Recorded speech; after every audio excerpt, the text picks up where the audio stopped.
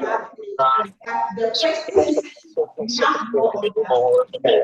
And I have one question with me. Gali Mohammed, please can you mute yourself? Gali Mohammed, can you please mute yourself? Thank you.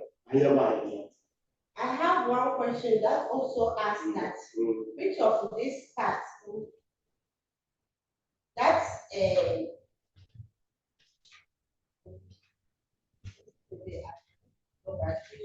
which of this part of the heart that pumps oxygenated blood to the body? And it gave me the left ventricle, the right artery, the right ventricle, the left artery. So I know the left side have the oxygenated blood. Yeah. So I took the left artery, and it says wrong. The answer is left ventricle. Yeah. So that one, even though we have learned it for a long time, we should have learned that because it has more questions than they have how they have competed. Okay. Yeah. What we did yesterday, understanding the chapter is one of the longest chapters.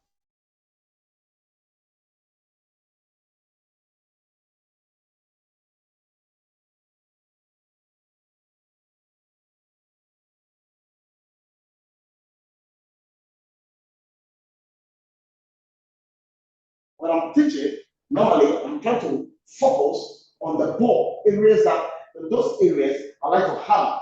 That question will never. Okay. Listen, if that question comes to you or any of you when you see me, well, Namaka is scarcely, Namaka will say something. It will not come. I understand it. But what happens is that you see, the home way for the summit is to, how to gain mastery in general. I understand it. So that's why, something is happening. No. I can assure you. Yesterday, if you realize, I was having a book, and today I'm having one here. When you are going, certain things I'll let you to understand. Underline. Those things, whether you like it or not. So, whether you like it or not, you must know them. Because about half of the class or 2/3 of the class, when you go to the board, it will appear. So in my teaching, normally I sound very prophetic in my teaching. When I tell you to underline something, I'm not playing or not making jokes. I sound very prophetic. And I tell you, this is coming for you whether I like it or not. Yeah, so don't worry about that. That's for part. It's good to know them. But sometimes when the chapter is very long, I try to focus on the ball instead of getting just, run on. I was telling my husband that the teaching was so heavy. The question is no, it's okay. And those also online, I believe everybody said it. You see, the way you made this right, yesterday, that is what makes people stop. That's why the first thing I told you yesterday, that chapter 2, chapter 3, chapter 4, don't run away. Don't run away. The way you make it, and you are like, ooh, somebody would have stopped the class.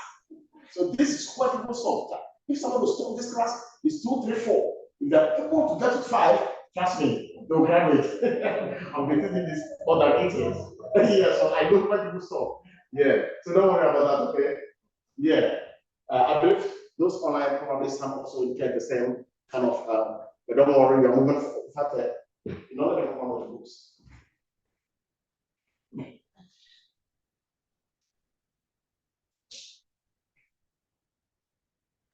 Okay. We are going to talk about microbiology. The good news is that this chapter is shorter than that of yesterday.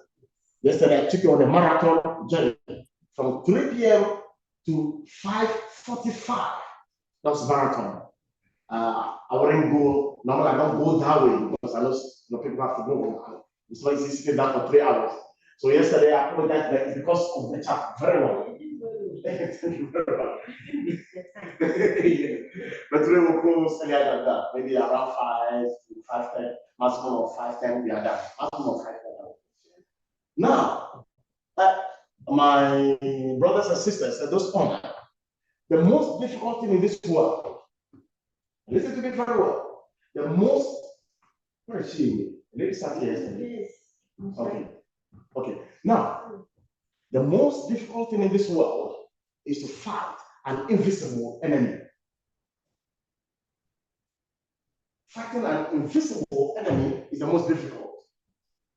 If I stand here and she is walking towards me with anger, with an attempt to hit me, well, I don't beat the lady, I'll run away. Everybody laugh at me, oh, he's running away from the lady. Yes, I want him that way, lady. But if the gentleman is coming, even though he's stronger than me and can beat me, I also do my part, right? Because I see him. At least I also position. When he throws two, I throw, and he throws two, I throw. That's how life is. But fighting an invisible enemy. What do I mean by invisible? An enemy that you can't see. This is why those who believe in the spiritual realms, those who believe in the spiritual realms, when they hear about witches and wizards, they are afraid. Because you don't even know where they're coming from. If I stand here and they are around me, I don't know. I'm happy talking, swinging my arms. If they are around me, I don't know. Do you understand? Am I making self-story wrong? Yes. In Central Sterile, we face the same challenge. Fighting the invisible enemy, bacteria, virus.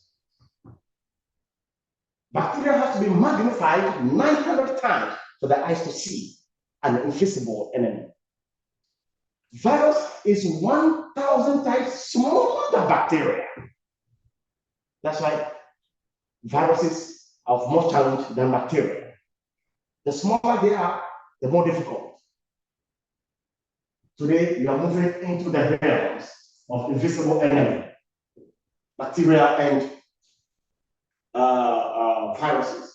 Now, let's talk about bacteria. Interestingly, nature, in its own wisdom, made it in such a way that only 5% of bacteria are our enemies. Meaning that 95% of bacteria, they are our friends. If you like yeast, all those things, then you should be taking a lot of bacteria. So I sat down and asked myself, so if only 5% of bacteria is able to torment you and I, this world, if you are struggling every day, what about if it was 10%? I don't think you and I would have been here today. Only 5%. The scientific world is always fighting. Only 5. Today, I'm taking you on a cruise. The world of microbiology on a cruise. That's what we are going to study today. Now, we are going to, of course, define microbiology and also, of course, to understand the fundamental information of bacteria. Now, we are going to classify bacteria based on their shape, how they look like, based on whether they need oxygen or they don't need oxygen, based on color, they change color, their need for temperature requirements, temperature, and by the need of humidity. In fact, when I come to the shape, the one that poses challenge to students most is the color. So when I come there, I'm going to ask everybody, even if you are thinking of the millions I'm going to make in the future, I'll tell you, come on, give me the class. When it comes to the classification based on the color change. Humidity is interesting, temperature interesting, need for oxygen is interesting, shape, color is a little bit challenging. When we go there, I'll ask everybody, let's go to the book. Then I'll show the picture, then I explain. That makes it easier for students to understand. We'll be looking at the environment that is very conducive for bacteria to grow and provide information on non-bacterial organisms like fungi, virus, etc. We'll be talking about all that.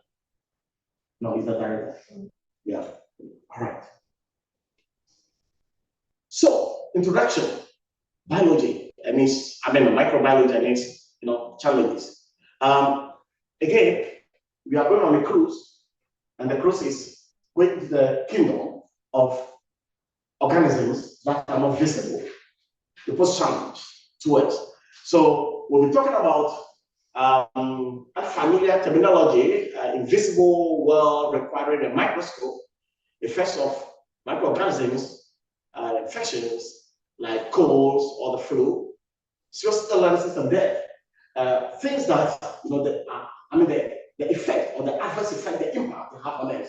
When we are talking about like cold, everybody knows the cold, right?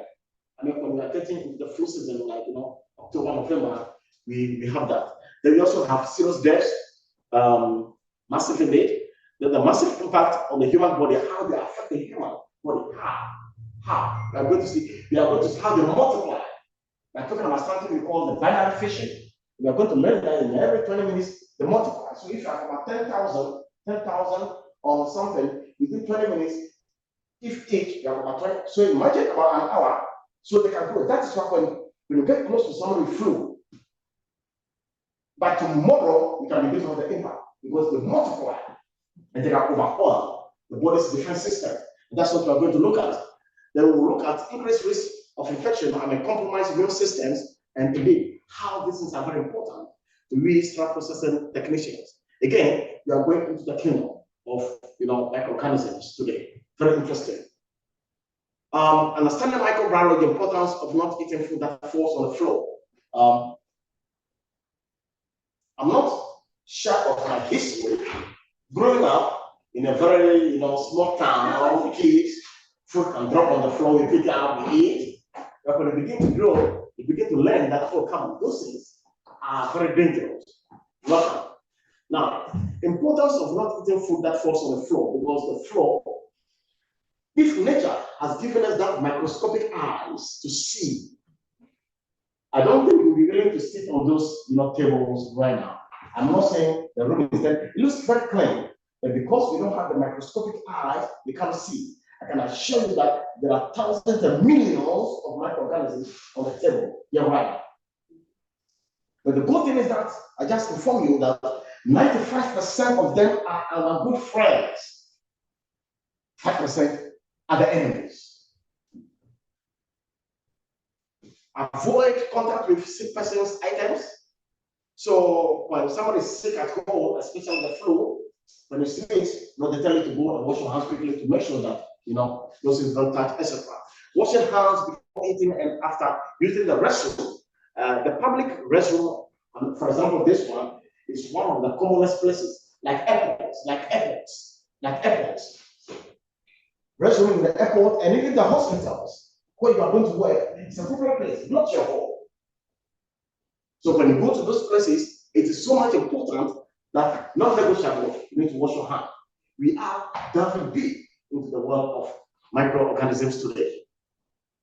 And how important it is for sterile processing technicians and how we can protect our patients. Not only protecting ourselves, remember our goal is to make sure that we make instruments that are clean and sterile or high-level disinfectant.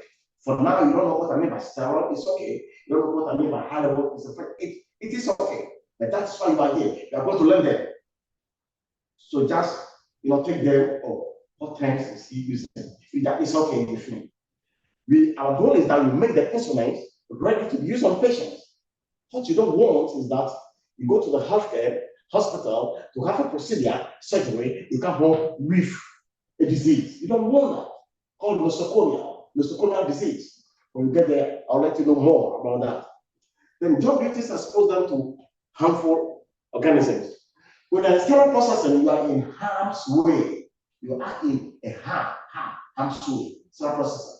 In the sense that if they're going to have about 100 surgery procedures today, somebody may have HIV, somebody may have HIV, somebody may have whatever. Those customers who come in the decontamination room, and we are there. Don't panic. We have more than tons of years we are alive. So don't get HIV and panic. No, you are going to wear something called PPE. So don't worry. Well protected. So you are in harm, HARM, harm's way. In order to protect somebody, a patient, make the instruments ready, you are making yourself vulnerable. That's what I mean by you are in harm's way. But there are certain things we wear classified as PPE to protect yourself. And that's what we are going to see today. Can only be seen with a microscope.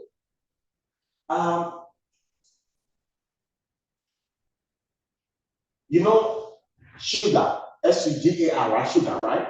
That we put into coffee, tea, right? Not the one that is in the form of a cube called St. Louis. You know, in the olden days, that was the commonest one. Sugar, like in the form of a cube. I'm not talking about that one. I'm talking about the popular sugar now, the powdered one. One piece of it called a granule of sugar. I'm referring to that. Do you know that 1,000 bacteria, and I repeat, 1,000 bacteria can sit on one granule of sugar, open their arms and tentacles, swing and dance, and be happy, jubilating on one granule? If you don't know, today you are hearing for the first time. Again, I'm taking the wilderness of microorganisms. So you see, when you begin to hear this, a virus is 1,000 times smaller than that. So when you multiply 1,000 by 1,000, they can see how many viruses can sit on one granule.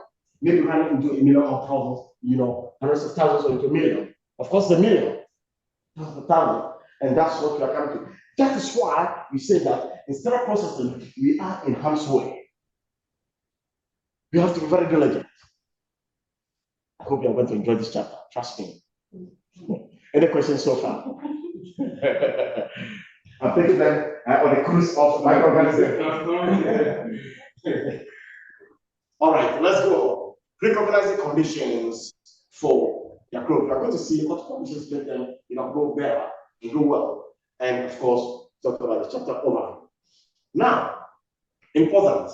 Why is it important? In fact, we have to again know these things because when we have a call from the OR, maybe you are going to hear me talk about the OR. By OR, I mean operation room, right? Yeah, operation room. So we just say OR, it makes it easier. OR. I think there was one guy around here yesterday. Yeah, where is it? Okay, that's fine. Okay, that's fine. Now, so you hear me talk about OR, that's the operation room. It doesn't mean that we serve only the OR. There are other clinics that we serve. For example, L&D, labor and delivery, NICU, dental, whatever, a lot, cardiac unit, they bring some, schools. So we handle, but those clinics, things that they bring, not small things like, so the OR is our major customer, maybe 90%, depending on the hospital, maybe 90% of the workload in sterile processing is from the OR. Because you can have one procedure, let's say hip replacement, you can have about 20. Maybe the in-house trays are just about 5, or maybe about 10, but then you have loaner trays. Now you don't know what I mean by loaner. Don't worry, we are going to meet all of them. We loan trays also. So one procedure can have about 20 trays. 20. I have seen a doctor before, when that doctor is about to have one surgery, he will ask for about 60 loaner trays. Yes. So with one procedure, but in the end, maybe you use just about 5 of them in a way, but then once they're open, they're contaminated. So that is what we are going to do. And today is going to be another great session as well. Now, basic facts about microorganisms. We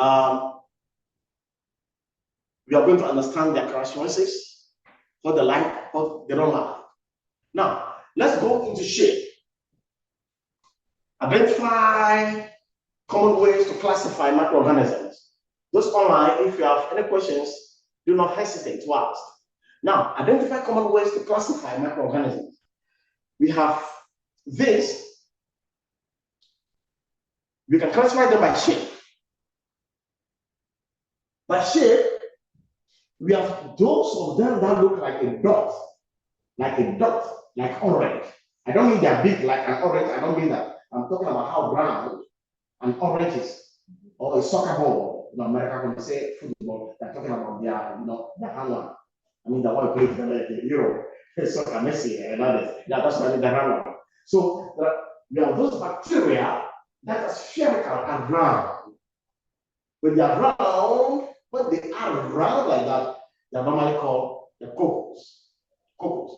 Their names end with blah blah blah blah coccus. We are going to see examples. Then we have others that don't look round like this.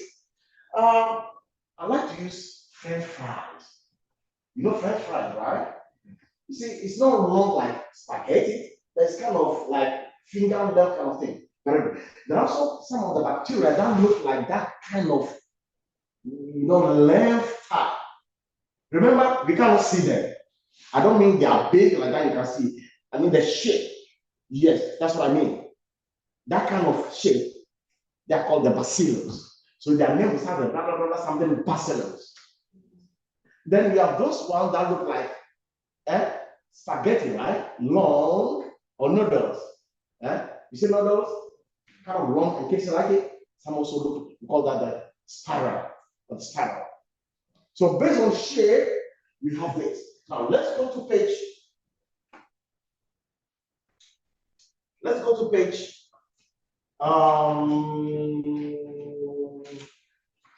Page 58, 58.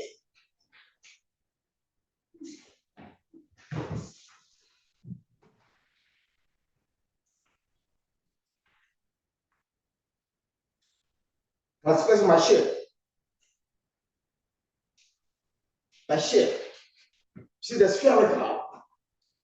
Page 58 is divided into two. I'm talking about the right-hand side of page 58 at the top, by shape. We say shape of bacteria is determined by cell wall structure. The common shapes of bacteria include the spherical. These bacteria are shaped like a circle or sphere called the coccus. Then you have the rod.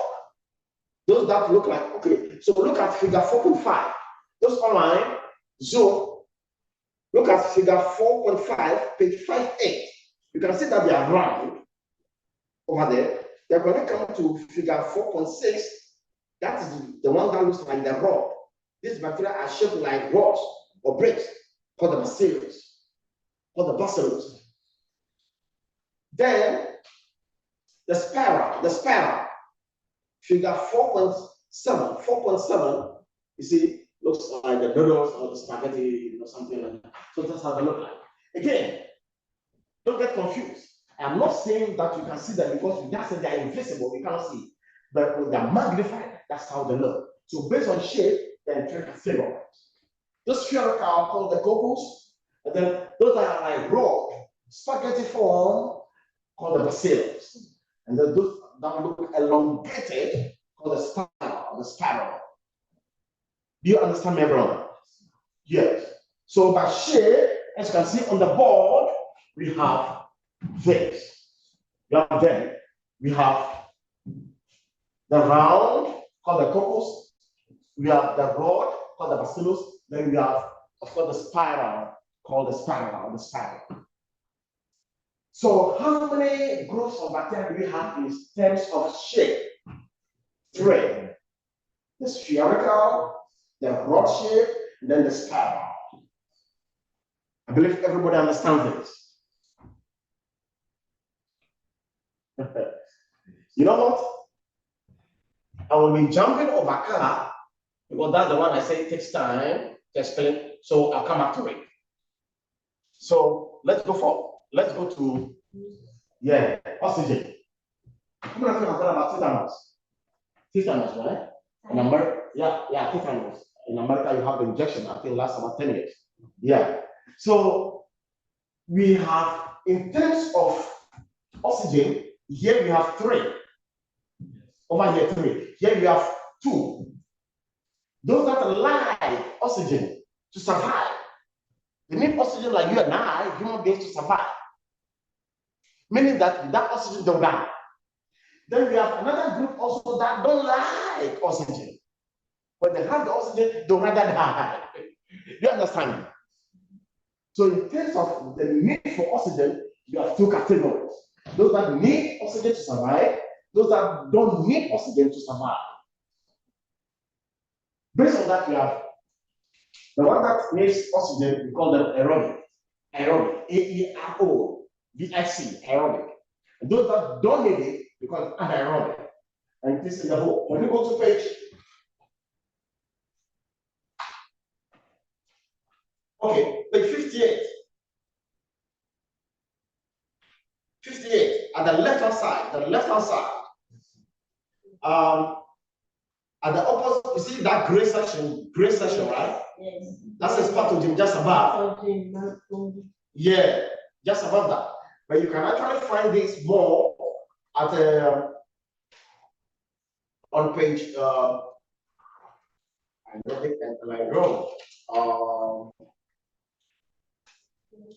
let's go to page 62. Yeah. You know, when you go to page 62, you see the top the need for oxygen, right? Yeah. Bacteria can also be classified according to whether they need oxygen to grow. Aerobic bacteria require, you see, that's the aerobic. The anaerobic is the opposite, that don't need it. Does that make sense to everyone? Okay, let's continue. So, let's come to temperature need. Listen to me very well. Temperature. Based on temperature, we can classify bacteria into 3. You can write this down if you want. So, by the way, with shape, we have 3 categories, which is the book. So you may not, you can start to write or not to write. Of course, it is in the book. This, you know, based on this, we have 2. Temperature, we have 3. We have a group of bacteria that they like cold. When the temperature like is down, 58, 60 to 65, that's when they are happy. We call it the psychophils. The psychophils. B-S-I-C-O. B-S-I-C-O. P-H-I-L-A-S. Psychophils. P-H-Y. C-O. P-H-I-L-A-S. Psychophils. H-I-L-E-S. Psychophils. Psychophils. Then we have those that like, you know, human body temperature. As a matter of fact, anything above 60 or 70, going to 80, 90, they like it and they are happy. We call them the mesophils. Meso. M-E-S-O. M-E-S-O. M-E-S-O. P-H-I-L-E-S. Mesophils. M-E-S-O. P-H-I-L-E-S. Mesophils. Now, let me make it very clear. This is the bacteria. Yeah, the temperature is from 90. No, like from 70. In fact, you know what happens is that in the exams, they can trick you. I'll be letting you know how they can. They tricked me when I was taking this exam. They're going to show you can laugh. So I'll be coming there about the temperature. Yeah, can you slow down a bit? It looks as if you are fast. I'm too fast, right? Hello? Yeah, you are too fast. Slow down. This is very critical area. All right, thank you. All right, thank you. Vasily Saka, thank you. I'll slow down. Thank you. Okay. If you got, let me know if you got lost maybe somewhere and then I'll pick up from there, all right? Okay, I'll slow down. Thank you very much. Sir, please, can you go back to cold temperature bacteria? I will. Your wish is my command. Thank you. All right, I will. Okay. So I think everybody understood the shape. By shape, I said we have 3. You know, we have the round, the spherical, called the coccus. I think we 58, right? We just, yeah. Then you also have those that are kind of raw. And I was using, French fries. You see the shape of a French fries, you can then understand. Not long as spaghetti, the French fries. We call them the bacillus. Then those that are kind of long, like noodles, spaghetti, those kind of things. We call them the spiral.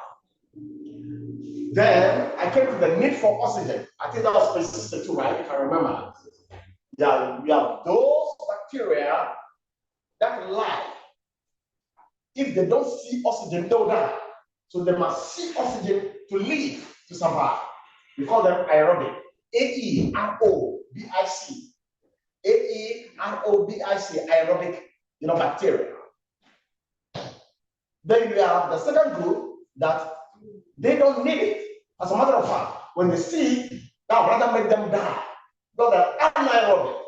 Just add A-N to the word aerobic. Rashid, Isaka, are you there? All right. I'm there. Oh, good. Thank you. Now, I'm on the third one. Temperature mean.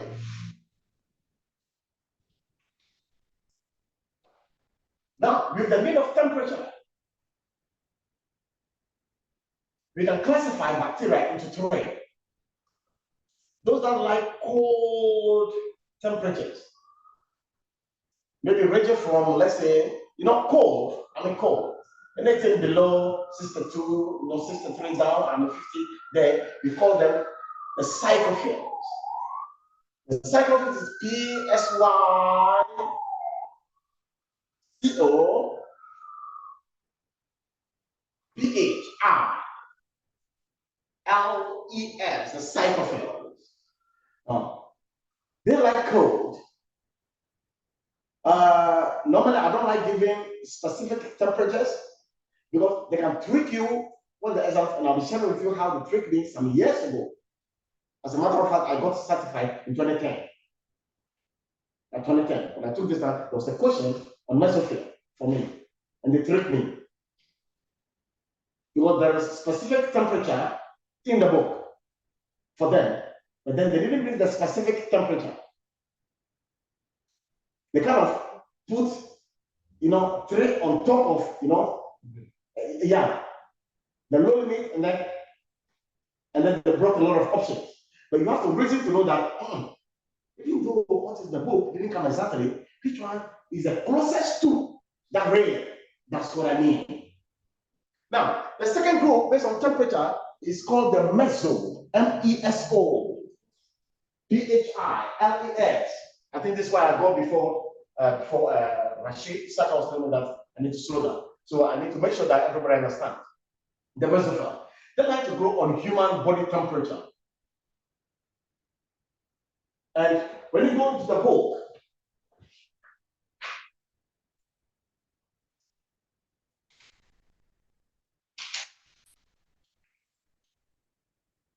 let's go to page 63. Page 63. 63. There is a table above. Figure 4.17. Figure 4.17. You see the core temperature, right? 59 to about 60, right there. Then you have the moderate temperatures, about 60 to 113. That is the mesosphere.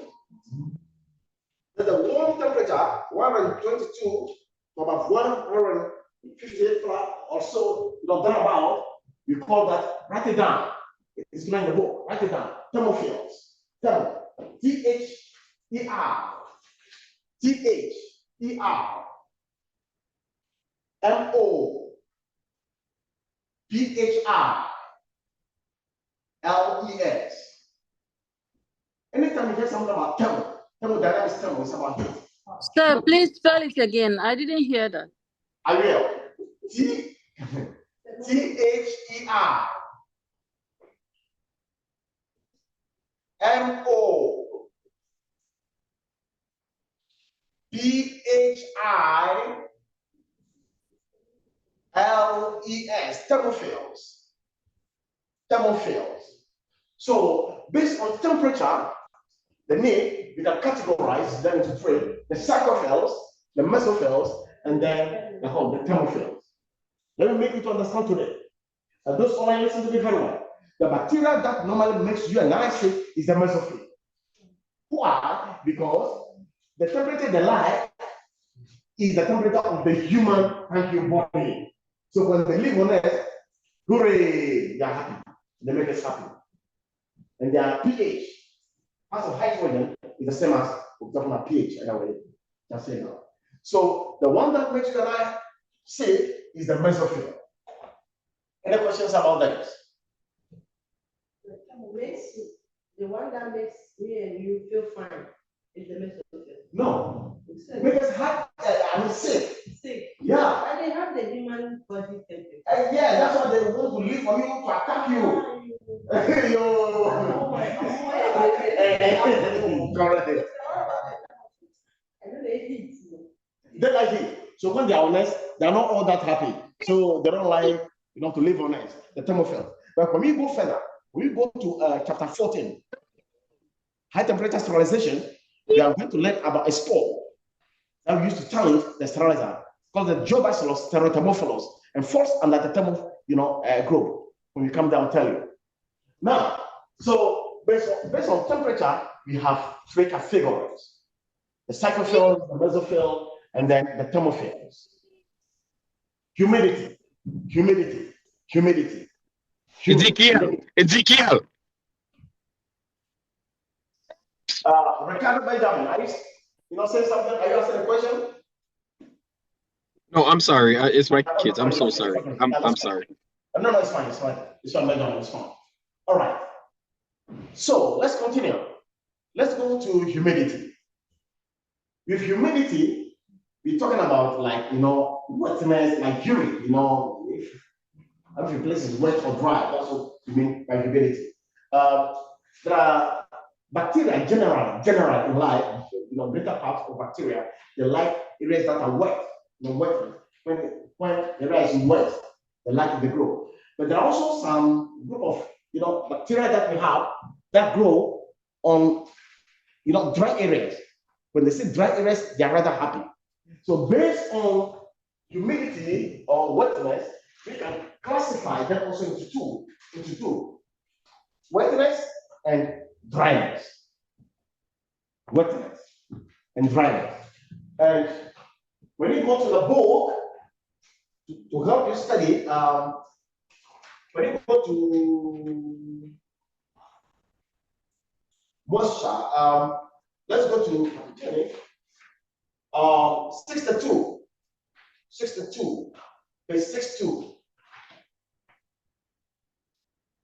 Oh no, let's go to 63. I'm sorry, 63. 63. Just below figure 4.17. 4.17. Just below figure 4.17. You see, moisture and relative humidity play a major role in the growth and survival of microorganisms. Microorganisms that inhibit skin bacteria that produce spores and TB bacillus can survive for years in a dry state. You know where we are ready? You are lost, I can tell. Page 63 below. I don't know page 63. I'm reading here. Yeah, figure this below here. Correct. So they said some can even survive on dry areas for so many. It means this table that is dry like this, some can be here for even years. Bacteria. That's how stubborn they are. Very stubborn. The greater majority survive in wet areas. Any questions so far? So we talk about shape and need for oxygen aerobic. In fact, with the shape again, keep in mind, we have what we call the spherical, the corpus, then we have the rod shape, the bacillus, then we have of course the spiral. Yeah. Then with this, yes, I'll be talking about that. Here we have the aerobic and then we have the anaerobic. Aerobic likes oxygen, anaerobic don't like, of course.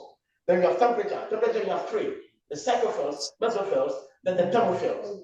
Then the mesophil is the one that makes us sick because we live on the human, body. Then we have humidity, dryness, and then we have the wetness. Let's come to color change.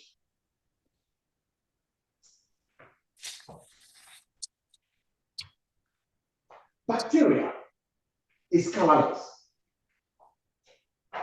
Even if the magnified bacteria 900 to 1,000 times, you cannot see it. It is colorless. So before they can actually see bacteria, you have to apply a dye to it. We are going to talk about the acid fast, and then the milk, cell medicine, color. Friends, with my experience, so that's why it's difficult to understand this too. So I devised a strategy in teaching this, where I ask you to go to the book, I'll show you the picture, and then we go. Now, let's go to page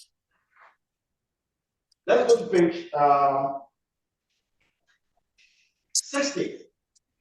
60. In fact, before we go to 60, let's first talk about 59, page 59. 59, page 59, 59.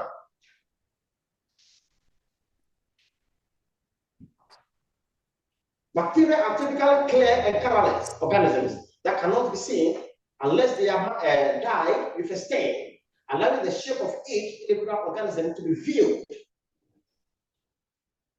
There are two main types of staining processes used to identify. So we have the gram staining. So we are going to look at the gram staining, and we are also going to look at the acid fast or the sterile method. Both use that. Now, please, for now, those online that I cannot see what I'm doing, just pause and listen to me very well, because this is questions get lost. They always ask questions, how? I cannot understand. So I know that this is what you will be having a time. We are going to use two ways to identify or to categorize bacteria by using stain. So how, color, we can also classify based on color.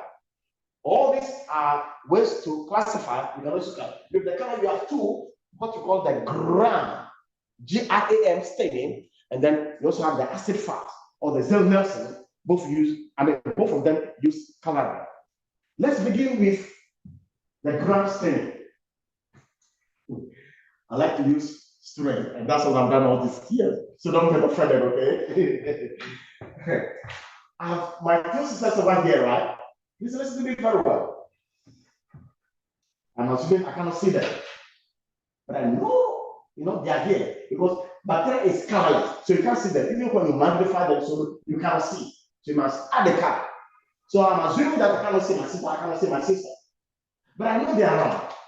So let me apply a color. I paint it from head to toe. I paint it from head to toe. Oh, now that I can see my sister here, I can see my sister. But how do I know they're different? Let me use a decolorizer to take the color away, You understand me? My sister will say, oh, I am black, but the new color you have given me, I like the new color, so I'll never release the new color. I'm holding it firm on me. I like my new color, that's how I am. My sister will say, no, I don't like the new color. So color, go. So when I apply the color to the two of them, she will hold on the color for never, she will release the color. So based on that, I can also say they are different. So one will retain color, one will release the color. Do you understand me? It looks very confusing. Let's go to the book. With this example, you understand me. Let's look at figure, those online, figure page 60. Figure 4.10. Figure 4.10. Let's go there. You see gram positive and gram negative, right? Okay. So with the example I've given, my sister who holds on to the new color will be gram positive. My sister who don't hold the new color allows it to go is gram negative. So let's look at the pictures. Now let's look under gram positive and gram negative. Physician. First of all, they are colorless. So we can see them. Okay, let's add the crystal violet. You see the arrow? Yes. The crystal violet color, right? Both of them. This is where my two sisters now have new colors, okay? Okay. Let's come to iodine treatment. Well, their initial violet color changed a little bit, they still retain it, okay? Let's come to the fourth point, which is the decolorization. That's the key. The decolorizer. My sister, the color I've given you, I want my color back. She'll tell me no. My sister will say, okay, take your color back. So you see, when we go to the decolorization, look, the one that is positive holds on strongly to the purple that was given her. But then the other one says, I want to go back to my original color, I don't need it. Oh, come on. You see how I made it so simple, right? So that is the one that holds on is positive. You know, when you go to do a lab test, if they tell you something is positive, it's always not good, right? Yeah, I think that, well, you know, that bacteria is holding on to the meat like holding, so it's not good. The other one is, if that makes sense to everyone. Any questions on this? So simple, right? So, based on the color, we also have two. And again, we have those that, you know, retain. And remember, we have the, you know, gram positive or the gram staining. It's actually called the gram staining. When you have the gram positive, gram negative. Then we go to the next one with the acid fast. The acid fast also is the same kind of color. Let's consider that one as well. Now the color change. We have the gray stain. Yeah, the gram staining. Yeah. The gray stain and the acid fast staining. So with the gram staining, that's why we have the gram positive, gram negative. Now we are also going to see the other one, which is the acid fast. Now the acid fast also is the same thing. Let's go to figure 4.14. Page 61. So before we go there, hello, sir. Hello, sir. Hello. Hello. That's the question, Rashid. Yes, sir. Yeah, That's the question. yeah, I want some clarification. With the gram positive and gram negative. Yes, correct. Excellent. Yes. Yes. So when we say the gram staining, we either have the gram positive or the gram negative. So what difference does it make? Because the first one, they are all colorless. And one is gram positive, one is gram negative. So what makes one gram positive and what makes one gram negative? Oh. Meanwhile, they are all colorless. Yeah. You know, I think that, okay. It's most likely that, okay, it's okay. Rashid and everyone, let's go to page 60. Rashid and everyone, go to page 60. Look for figure 4.10. Figure 4.10. Okay, there are two vertical, you know, things over there. One says gram positive, the other one says gram negative. Look at the fourth stage, which is the decolorization. Look at the fourth stage, which is the decolorization. With the decolorization, you see that one is keeping the violet that was dyed, the other one releases it. So that's the difference. You understand me now, Rashid?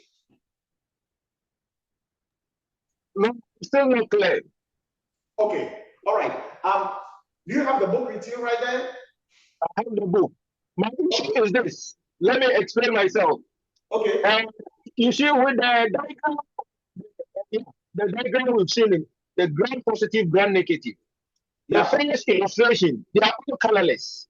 So in that case, and even the second one are all colored. So what makes them negative and then the positive? Do you get my point well? Not really. You asking why one is positive, the other one is negative, right? How do you, determine this is negative and this is positive? Because when you look at the fixation, they are all colorless. And then the second group, the crystal violet, they are all colored. So how then do you determine that this side is positive and this side is negative? Okay. Yes. I understand the question. Please. Good. Give me one favor. Yes, I understand the question. Look at that. You see, do you see the fourth level? Have you seen the word decolorization? Have you seen that word? Decolorization. Yes. Yeah, I've seen it. Okay. When you see decolorization, look in line of the gram positive. What do you see? You see the purple color, right? Or the violet, violet color, right? But with the decolorization to the right, it is clear as the top, So that's the difference. So what happens is that now we want to see how they change color. If one can retain, they can release. So what happens is that both are clear. If you look at the picture, everyone, at the top, at the beginning, you see we are starting from a common base. Clear, because they are colorless. Then we apply a color, violet color. Then along the line, fourth stage, we use the decolorizer to wash the color away. So in our attempt to wash the color away, one will hold it, the color, will stain it. It's like it won't allow it. The other one has something on its coating that will release the color. So it is the first stage of the decolorization. That is where the positive and then the negative comes in. Rashid, I hope you understand me now. So, sir, do you mean the positive is colored and then the negative is colorless? Beautiful, that's what I'm saying. Excellent. Excellent. A quick one. A quick question, sir.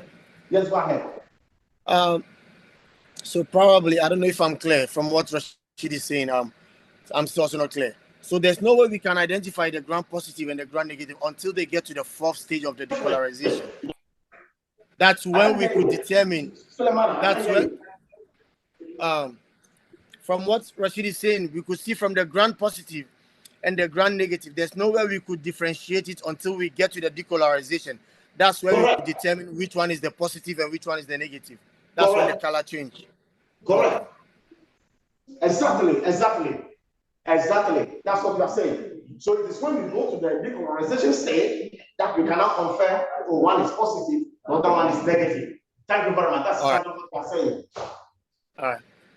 Good. Any more questions from anyone on Zoom? All right. I believe this is not understood, well understood. Explain. Now, let's go to page 61. This time,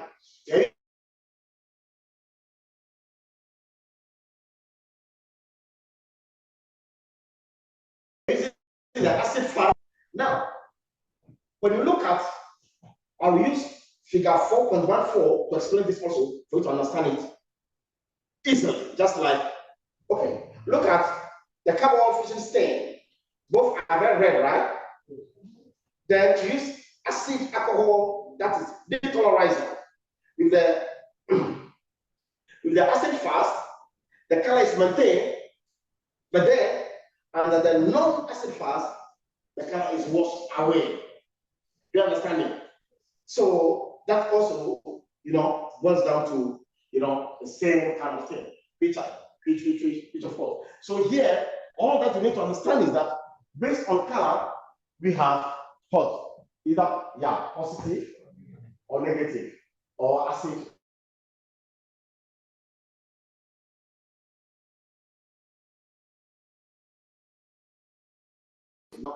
Ground stain and then the acid, they are always two. One will catch the color, the other one will release the color.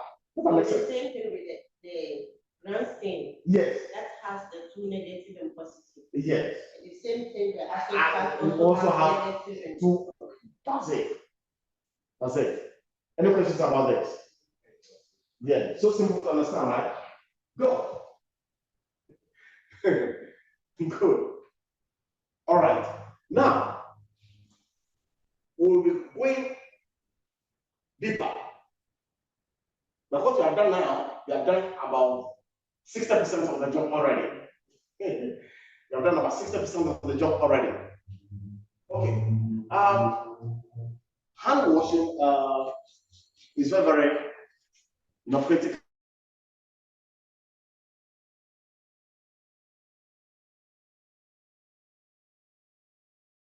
You have to touch it. Bacteria is so tiny, right? You have to magnify it about 900 to 1,000 times, at least 900 times. And 1 gram not one gram, about thousands of them can see them. That is carbide. And so when food falls there, you may see this level, oh, it's clean. Oh, let me eat it. Tens of thousands of bacteria, maybe even millions have been eaten. Just, with your stomach. And so avoid sharing, utensils. I mean, especially when the COVID came, we, got to know more about this kind of, hand washing, this kind of thing. That was the time the world actually, and we learn about it. We need to protect our patients as well. Patients are coming there, they're sick, that's why they're come. You don't have to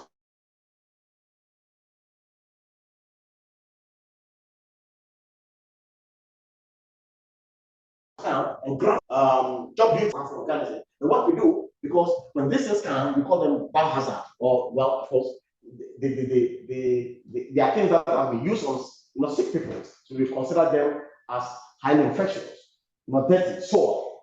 We use the word soil. So when they come, we want to make sure that we don't put them, we don't just handle them anyway or anyhow, so that we expose, ourselves and our, colleagues to they can only see by their eyes. I told you that what I've done about 60%, right? These are all repetition of what I've said already. Visible to the naked eye, require a microscope, magnified, and blah blah blah blah, recognize that. So we talk about all this right now in my teaching.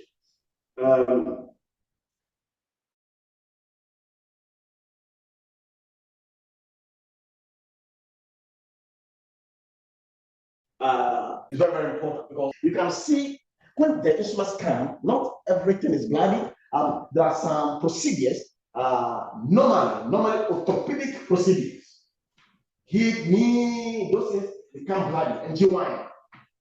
This GYN and orthopedic become always bloody and sometimes vascular. Spine, little blood, ENT, little blood. Yeah, so there are some services that when the trace come, you may not see visible, but trust me, if you should have the microscopic eyes magnified, they may even be swelled even more than the one that you can receive. So there's something we call standard precaution, which along the line we'll be talking about it. Regardless of whatever, you treat everything as potential contagion, and you treat them the same. You don't say that, oh, I know this lady, oh, she's my friend, oh, she's healthy. No, and I know that patient has HIV. No, whatever is used, we treat it all the same. Because maybe there's a disease in the world that the scientific world hasn't seen yet. Yeah, so call it. Now, there's something we call, okay, we talk about this also, types and characteristics, right? It's beneficial and of course dangerous. So we say that those that are very harmful are 5%, and of course the mesophils attack. It doesn't mean that the cytophils don't attack. What the attack is, right? The flu is a virus in a way.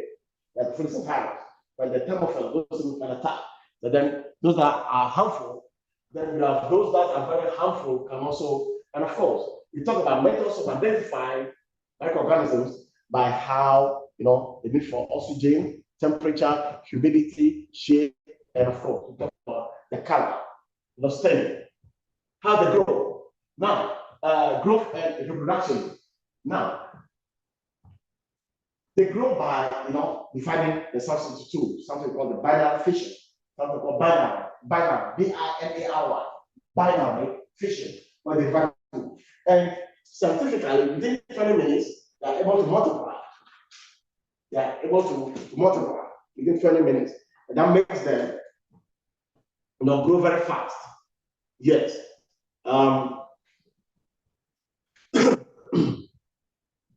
So just like the human cell, the bacterial cell also has what we call the nucleus, cytoplasm, a cell membrane. As a matter of fact, it even has something we call the flagella that helps the bacteria actually to move, the cell to move. It is different from the virus. Virus cannot move on its own. Take it from me to me. Virus cannot move on its own. It must be carried. That is why when somebody has a flu, When you keep distance, you don't get it. And when you get positive, and I don't even have the flu. As you get closer, you get it. Because something must carry it like airborne, sneezing or coughing to come to you. The bacteria can move by itself. They have something called the flagella. Now, just like the human cell that has the nucleus, bacteria also has the nucleus, which is the brain center, the powerhouse, the engine room of the bacteria.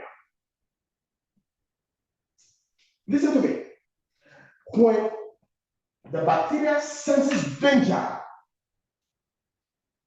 let's assume part of the cell membrane is damaged, part of the cytoplasm is damaged, the cell will quickly develop a very thick hardening coat around the nucleus. Because that's the, yesterday I was telling you that just like a human being, once your brain is dead, you are born. So there's something is coming.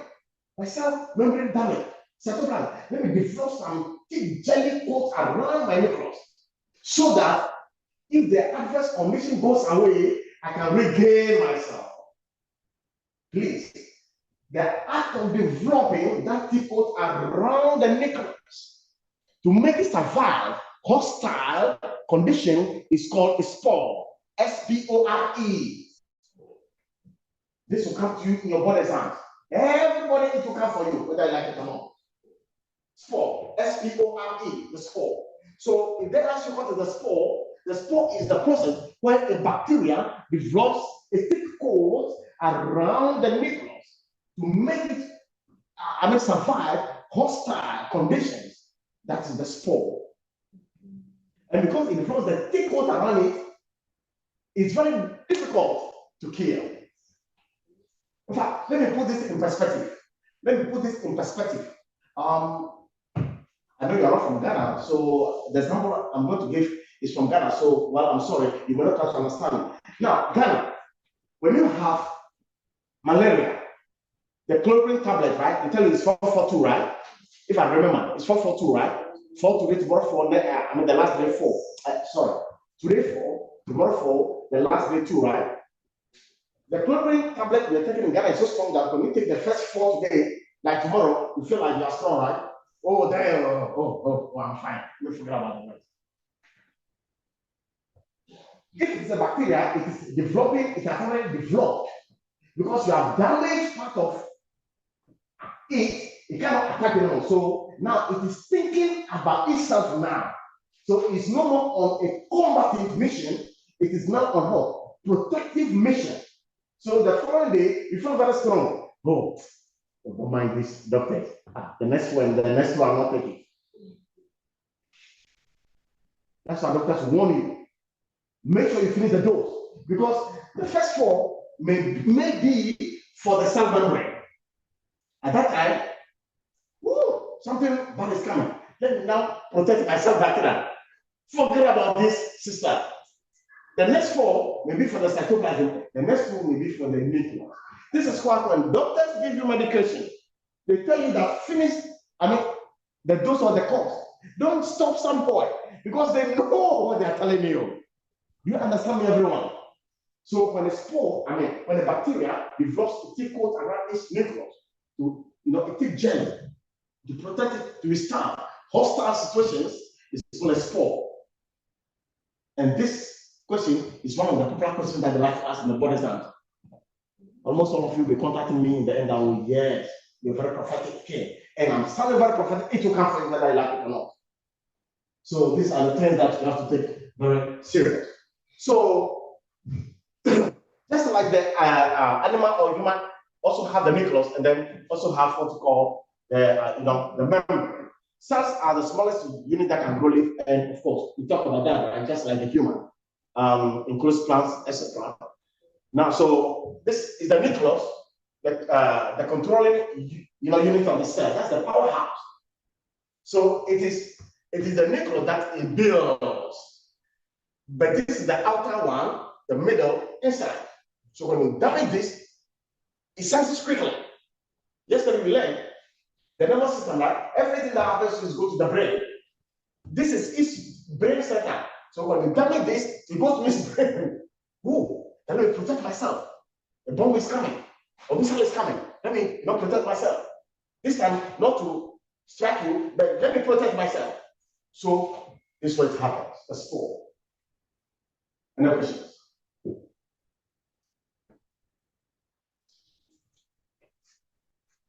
So the cell structure, cells are basic unit of basic unit, fundamental units of all living organisms. Yeah, that is exactly what we're talking about. Well, the smallest unit capable of living, growing, and reproducing. We talked about that, yesterday. We saw that red blood cells in humans, they live up to 120 days, right? And the white ones, years. And they are the combative ones.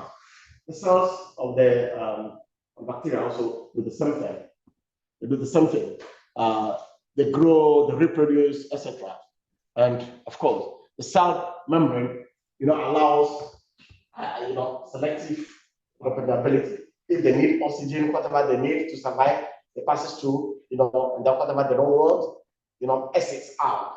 Yeah. And this is the one that actually bacteria fill it, the cell kind of, close around it to protect it. Any questions so far? And this is how it looks like. This is a flagella. The flagella that lets this move. But virus doesn't have flagella. So virus must be carried. Viruses must be carried from one person to the other. It can be carried by air, by human to human, etc. You don't care. We are just talking about being carried. So with the bacteria, it has that. So beneficial bacteria and microorganisms. Well, most bacteria are beneficial and essential. I mean, they break down dead matter. Imagine these leaves during the fall. What happened? You see the trees. I mean, the leaves almost done, right?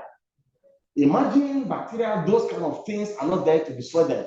Within 5 years, they'll be as tall as the World Trade Center. But they break down those things, so they are helping. As a matter of fact, they're helping. Using sewage and waste, convert materials and harmless ones also are found on the skin, hair, and then in the stomach. So I told you that 95% of them are good, right? 95% of them are good. So live on the skin, our hair, and they make us fine. They make us fine. It's only 5%. They are stubborn. Only 5%. If you are not having enough peace in this world. Yeah, 5%. And pathogenic. Those that make us sick, that's the pathogen. Pathogenic. Those that make us sick, called the pathogenic ones.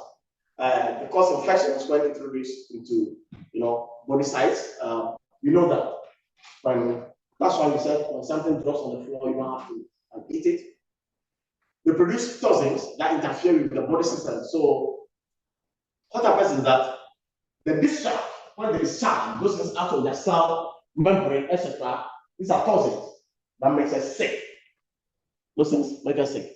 Uncontrolled reproduction can overcome body system. That is why when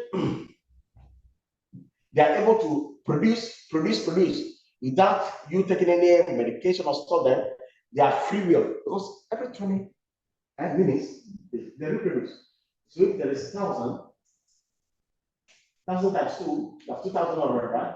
Let's assume that you have 1 million, which is just very easy to land on the ground. I mean, within 1 day, you can be overwhelmed. You can't be overwhelmed. Yeah. So when the reproduction is not controlled, they can overcome the body immune system. That's when you begin. It's like I'm not for the world to do. They begin to feel like something is about to happen. Yeah. This is a Wakefield on 2 train. The next stop is Prospect Avenue. And clear up the closing doors, please.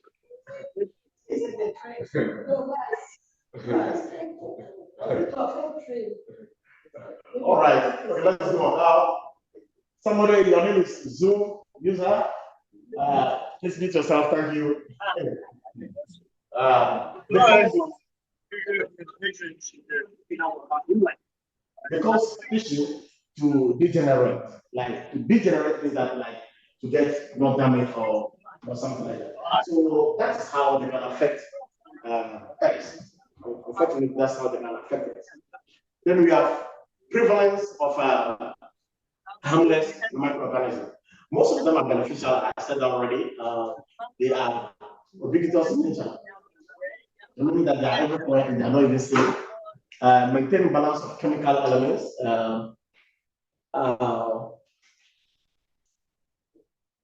You know, yeast, right? All yeast. Why? Yeah, yeast. Yeah. You know, those they use the bacteria, and those in the pharmaceuticals like distilleries. You know, they use fermentation, like ferment. You know, alcohol. Yeah, they use most of this. Yeah, break down dead matter. We talk about that, convert waste and fungus killing hair, and also we talk about all this. Yeah, you know, found in the intestinal tract. Pathogens and their effects.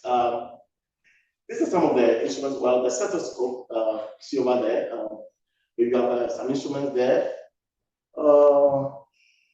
Very nice. This is number 4 knife handle.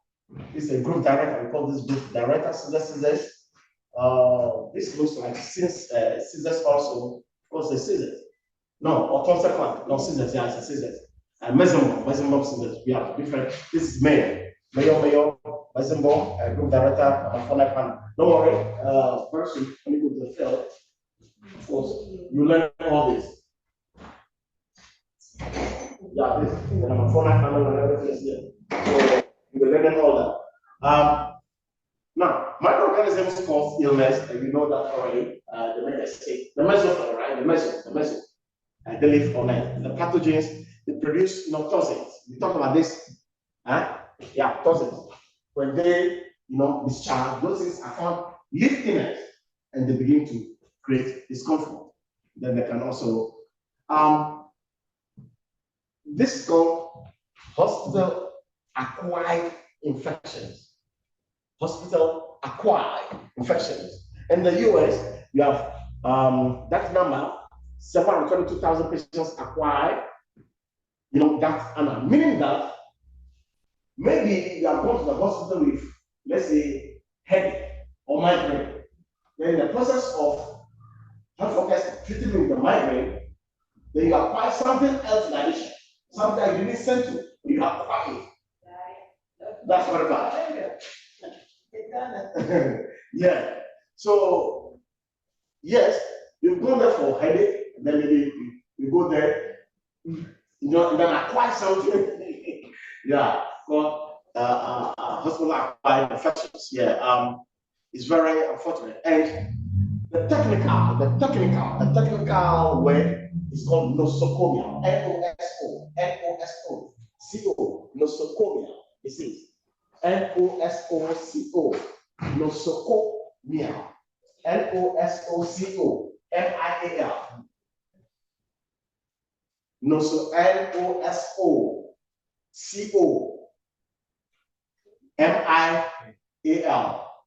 Yeah, nosocomial disease. Yeah, nosocomial. So if you don't see HAR, hospital acquired infection, you can see nosocomial. These days, they like to use hospital acquired infections. They still can help them. Nosocomial. In case you get nosocomial, don't be lost. Wait, this is where it's coming from. It is the same as hospital acquired infections. Nosocomial. Yes.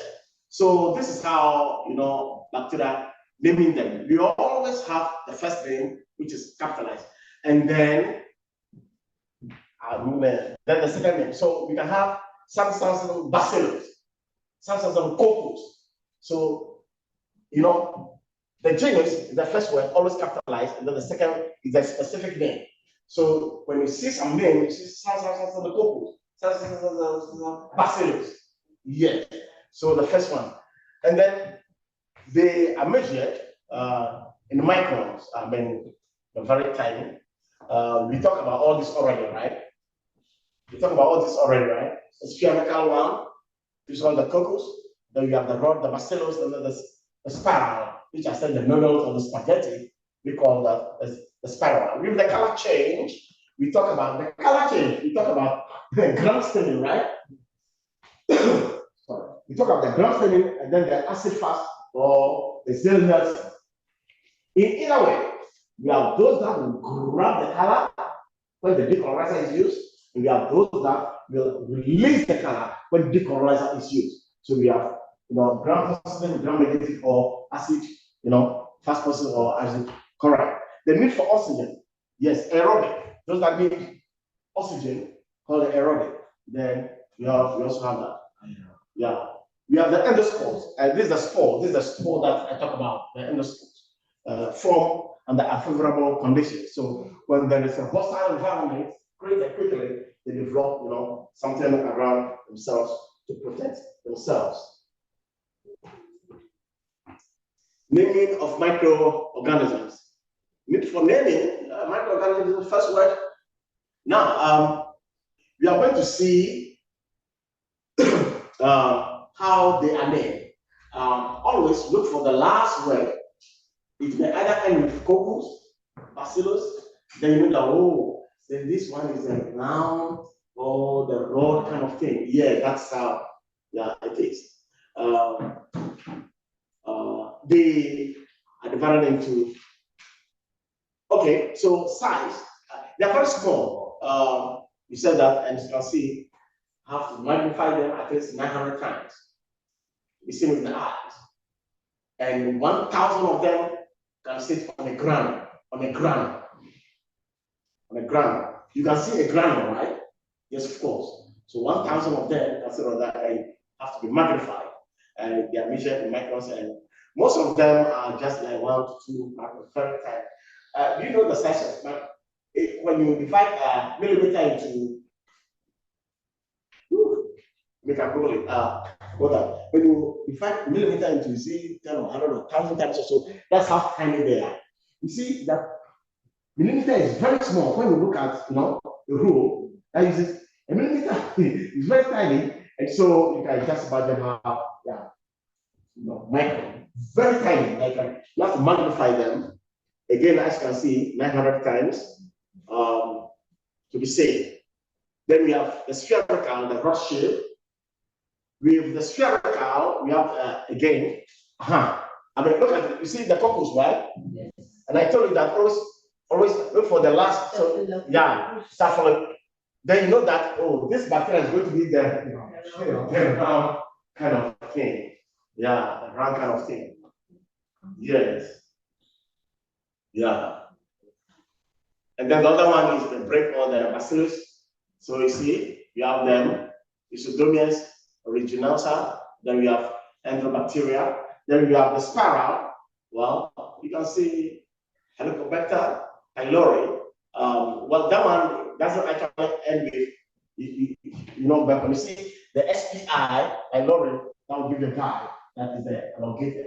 So this is exactly what we have, and they have been colored. That's what we can see. Because they are colorless.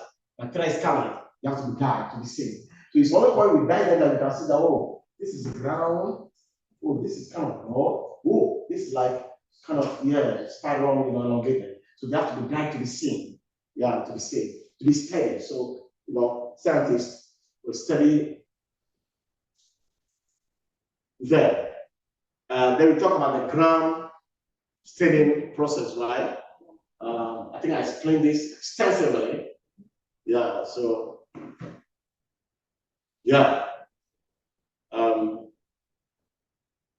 talk about this. So use the dye, and it goes on. Then we have the gram negative and the gram positive bacteria. And we have some examples there. Are you okay? Tired, right? The gentleman that didn't come today. Very unfortunate. Okay. Well, maybe you join online. Yeah, maybe. Then we also talk about need for oxygen. They require oxygen for growth. grow in oxygen dissolved liquids, oxygen need for respiration, and metabolism, they need oxygen, just like human. Then the aerobic one, anaerobic one, they do not require oxygen. Yeah, they do not. They would rather die when they see oxygen. So sometimes when you have a wound, sometimes it's good to allow it, little bit, so that if it is the one that don't like oxygen, then they can die. Yes. So be eliminated in the environment for them to grow in deep, fresh wounds where there is where move. So if, for example, it's and then you close the wound, hooray! Sometimes it's good to allow the open wound, sometimes a little bit for oxygen. Survive. Yeah. That's about that.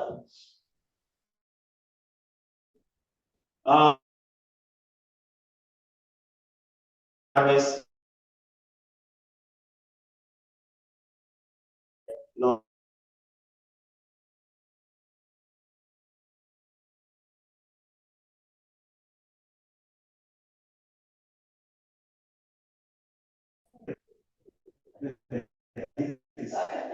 This is a yeah.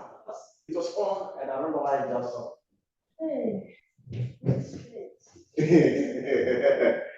Yeah, I'm teaching my students the attention to speed, and I tell them, oh, when you begin to make the money, you forget the money. When you begin to make the money, the thousands of dollars, oh, you forget that one day you are here. Oh, yeah,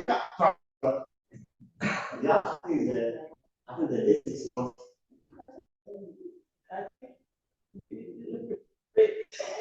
okay, all right. Okay, one is just like almost. Yeah.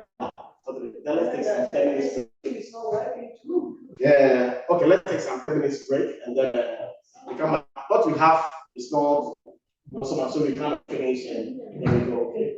Yeah. So those online, we are having some 10 minutes break. So we'll be back. According to my time is 4:38. Exactly 4:30. So those online,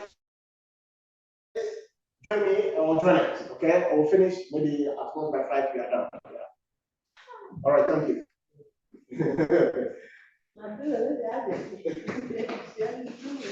Yeah, I think it's the incidence of working. Yes. Yeah. I don't know how it's called.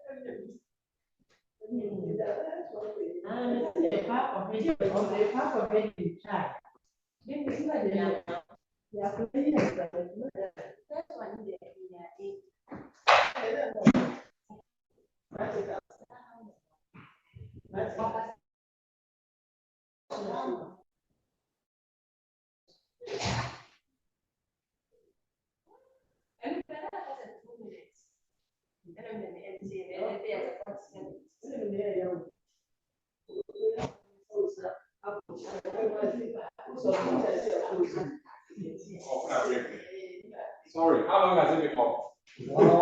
Oh my God. That is, I think you. Oh, it's back on. Yeah, it's back on because I think a lot of people in the building are using because they're very Yeah. So they were toasting and they asked me to give them some break for them to. Okay. Yeah.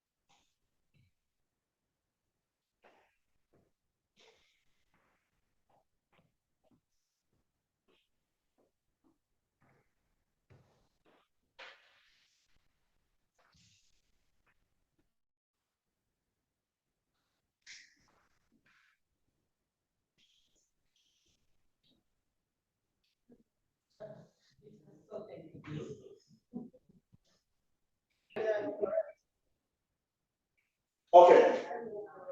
So those online on Zoom, we are back. Not where we stop. So as you can see on the screen, when it comes to temperature requirements, we talked about that already. These are, of course, cyclophills. And then we also have the moisture and humidity. Now the pH. pH means pass of hydrogen. And we have a pH scale of 1 to 14, right? The middle is always the neutral. Those that see the human blood, the human body and blood is like neutral, 7 to 7.8. So bacteria that has that pH likes to live on it also. Then the light conditions. When bacteria is very young, in its vegetative growth or vegetative state, very young, light is very little. Light is very little to them. So a hospital I worked before, in some 2 operating rooms, they have a light, actually the roof, then they have light, so that sunlight. The idea is that, every 20 minutes, bacteria can, reproduce, right? So when they are very young, the baby ones, even the light can even destroy them right even before they bring the trace to sterile processing. So light can be very little when they are in their vegetative. That means that infants, young, the baby ones, when they're not grown, they can. Then the transmission method, they can be, transmitted by touch, everything. One thing we know about bacteria is that they can move. The use of the flagella that we talk about. A virus doesn't have the flagella, so virus must be carried. The bacteria can move on its own. Nutrient needs, pathogenic bacteria thrive in an environment. If they don't have what they need to grow, they will not grow. For example, those that like wetness, if they see any dryness, they will die.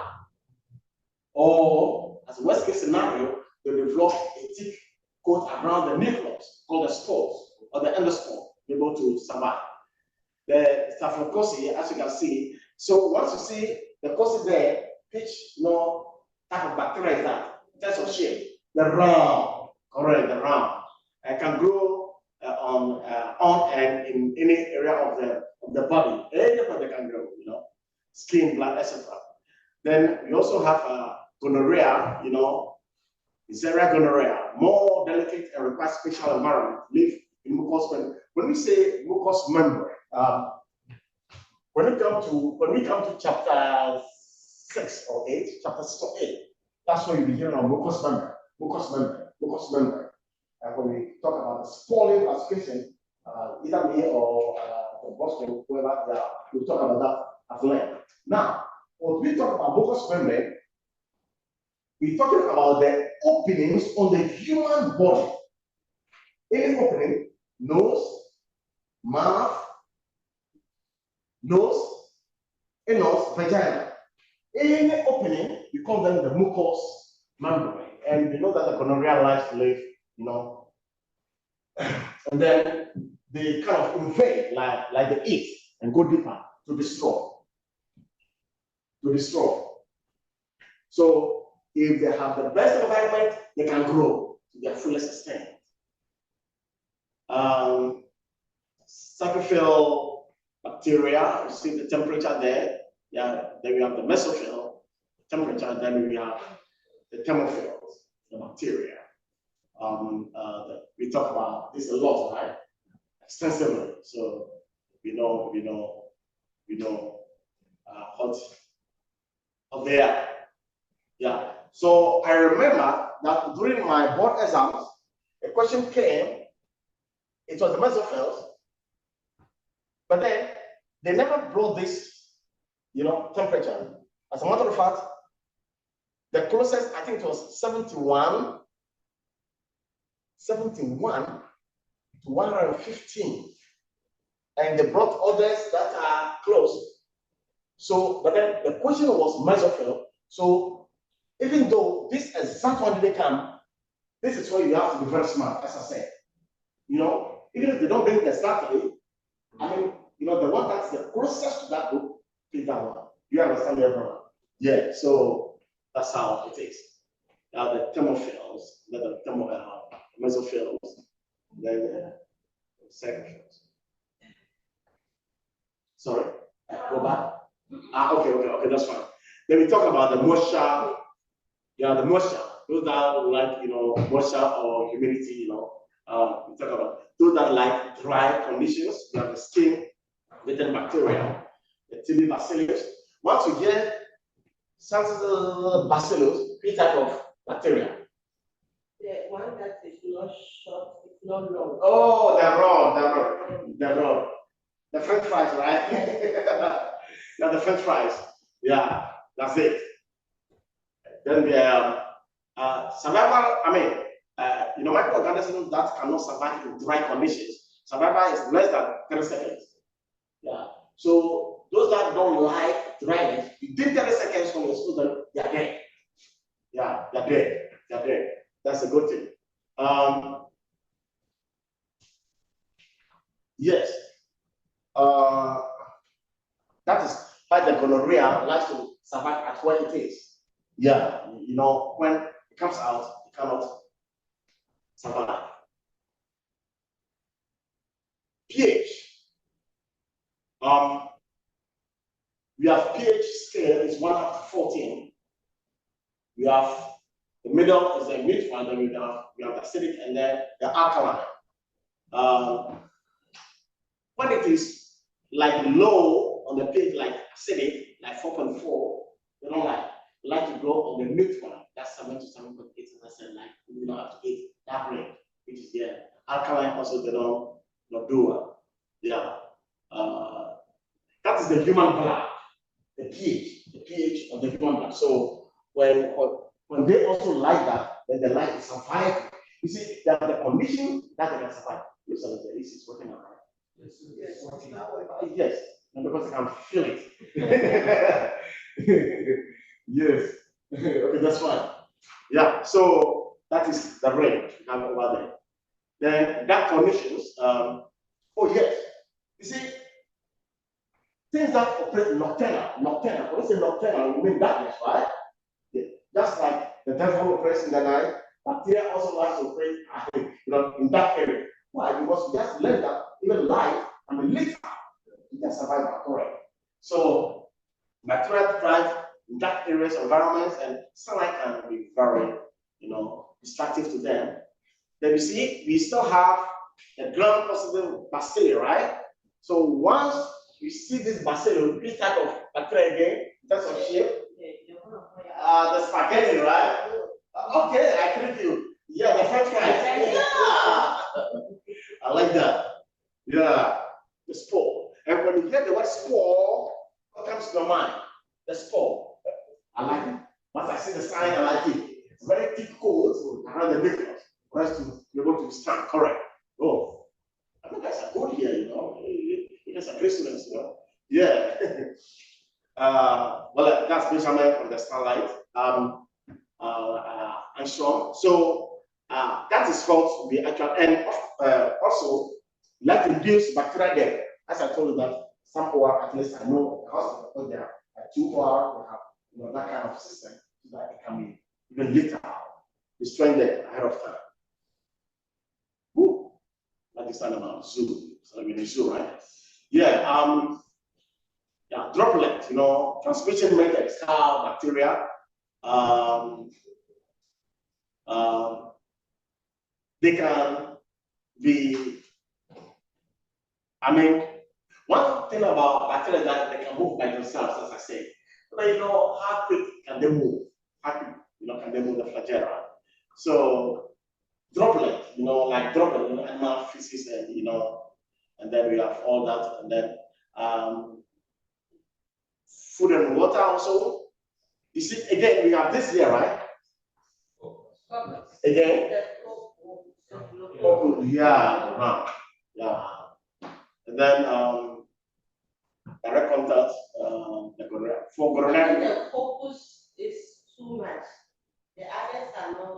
It can be, yeah. That's why they are very stubborn. They are round. Very round. Yeah. Through wound, even wound. Even the tetanus that we talk about. Nail, those kind of rusted things. Yeah. But the good thing is that there's a vaccine. The vaccine is about 10 years. Yeah. And 10 years. Yeah. The last one I had was like 2 years ago. So I know for the next 8 years I'm good again. And that's it. Yeah, so that's about that. Also airborne, like they can be carried, in the air. Yeah. Disease carrying animals. Animals, well, in America, you don't talk about animals, right? Like pigs, motors, the way they eat them with that wow. It's not because of where I come from. I mean, yeah. People make wheels, like when, so that when they die, somebody came in CNN, or 5 years ago, somebody made a wheel for a cat, $2 million that, and died, for the cat. Oh, to CNN. So, man, who's going to inherit that cat? 2 million. I mean, wow. So people can, you see the in America, right? You see how people carry their pets and kiss them, the dog will be licking their ass. Wow.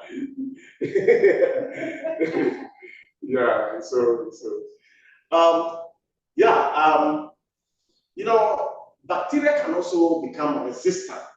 Yeah, as I said, I was using the chloroquine tablet as an example. You see, when you use that and they're able to survive, the time will come, they'll become kind of like, not immune aside, they're kind of resistant to it because they know that, they kind of, adapt or change.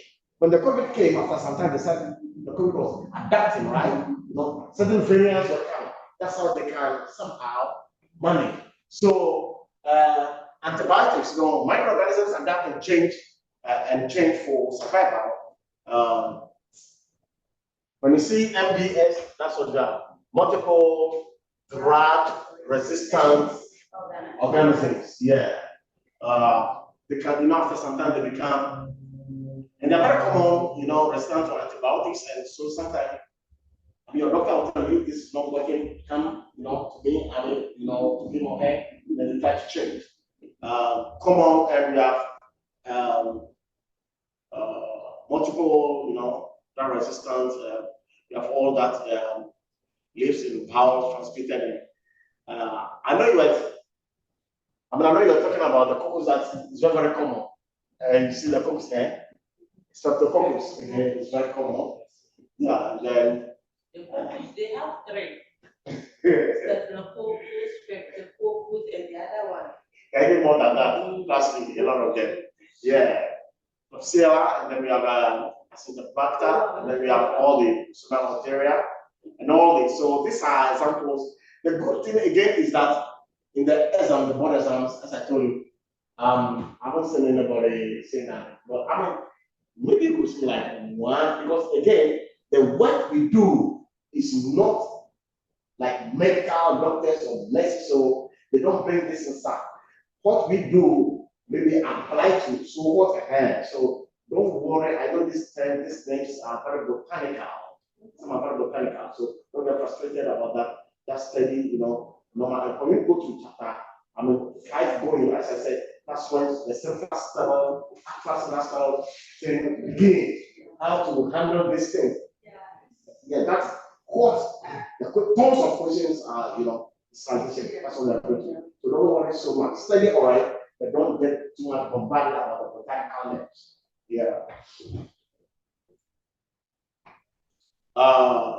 We know this already, right? With the spikes on. Yeah. The same thing, they are resistant. They are found in hospitals, nursing homes, healthcare facilities, and antibiotics sometimes have been able to survive. Urinary tract first UTI. UTI is also very common types of infections. And wounds. With the wound, we talk about the tetanus, right? Yeah, the tetanus. And then it goes on. Well, I'm going to see the focus again. Your friend focus is again. Yeah. they live in the skin, cause severe infections, etc. Then we have all that again, physics, the excreta bowel. Then we have all these. These are like examples. As I said, we should be expecting all this organism again. We are not medical doctors, we are not, we are nurses or focus on this kind of thing. So don't be overwhelmed with these terms. Just reading and the vocabulary feel. Non-bacterial, microorganisms. We also have viruses. The viruses. Look at the first one over there. Smallest microorganism, 1,000 times smaller than a bacteria.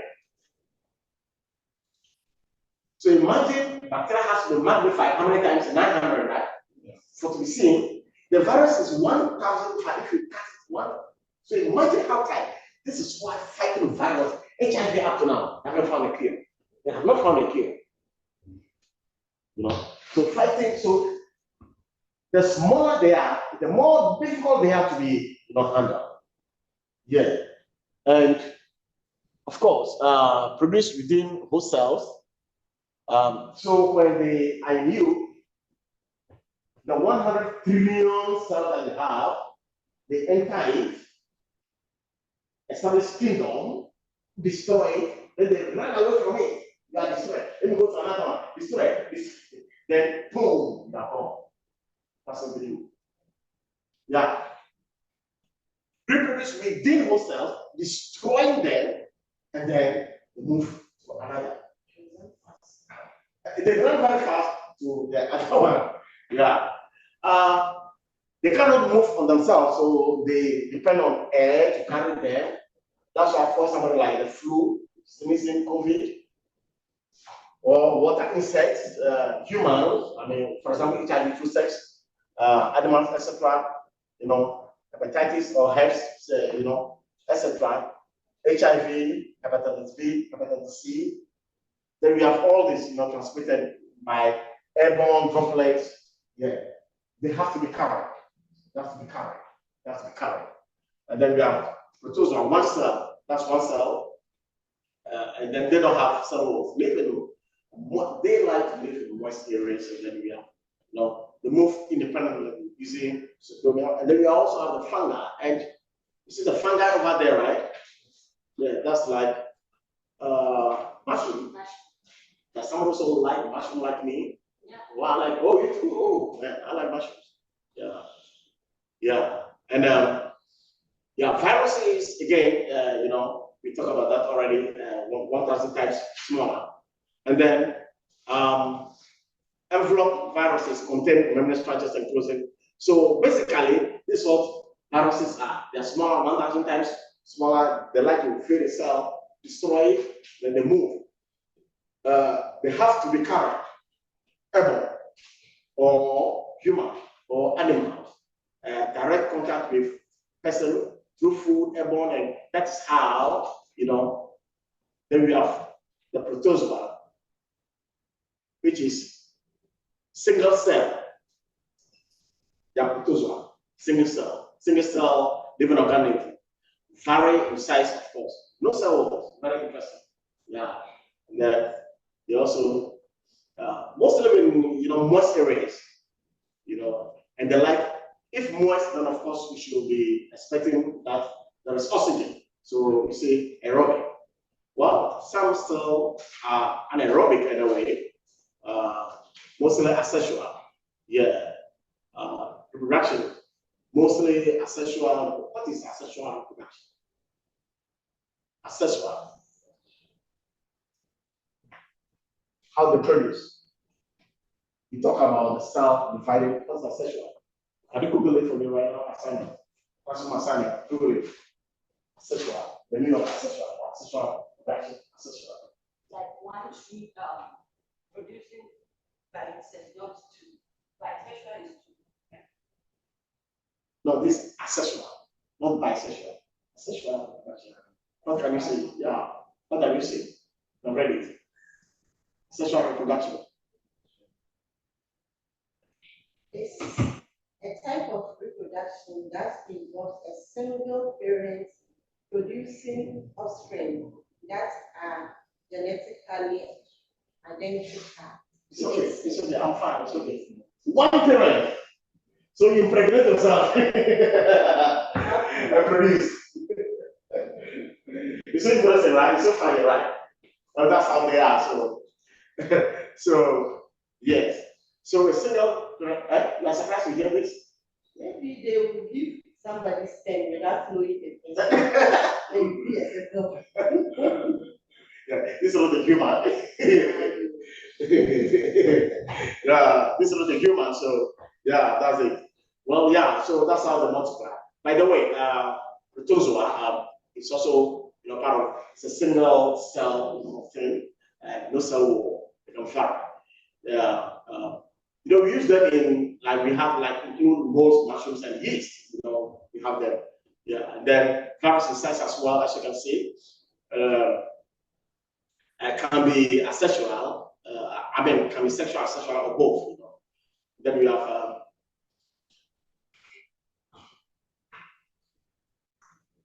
examples are there. You can see penicillin. Then we have candida. Then we have prions. Now, everybody, we are on this prions. It's something that will be coming for everybody here, whether you like it or not. So listen to me very well. Prions. Now, we are happy that we take protein, right? We take protein. Of course, we are happy. But sometimes protein can malfunction in the human, forming a thread-like structure called the prion. So a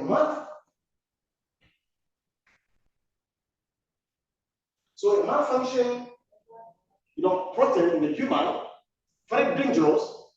The interesting thing is that it can be hiding for even 20 years. You won't know. Sometimes 30 years. And normally found in tears, eye, tears, dura matter, and sometimes liver, very dangerous. Now, let me talk about the prions called the Creutzfeldt-Jakob disease. So, if you forget the word prions, remember the name Chaper. Creutzfeldt-Jakob disease called the prion. Now, it is so difficult to handle. So, we recommend that if a patient is diagnosed or suspected to have a prion disease, the protocol is different. We prefer to use disposable instruments or materials. We prefer to use disposable. So after that, they destroy the instrument completely. Just like when Ebola outbreak, and then there was one person here in the US, the room, they destroyed the person, everything in the room. So that's how. Now, it is resistant to high temperatures. So the normal sterilization temperature we use, when we go to sterilization, chapter 14, that's what we talk about temperature. We sterilize something we call the dynamic air remover, 270 to 275 degrees Fahrenheit for 4 minutes. This prion can survive with that temperature. So there is a commission next week, chapter 5. You'll be learning about AMI, CDC, all those things. Called AMI, recommend that if there is a suspected prion case, the best practice is that the instrument should be destroyed. But if it is possible to reprocess them, then the sterilization should be at a minimum of 18 minutes instead of the 4 minutes standard time. And temperature should be minimum of 273. Minimum. Hours. Don't worry about these details. As a student, preparing to go and write, know about the name prion called the Creutzfeldt-Jakob disease.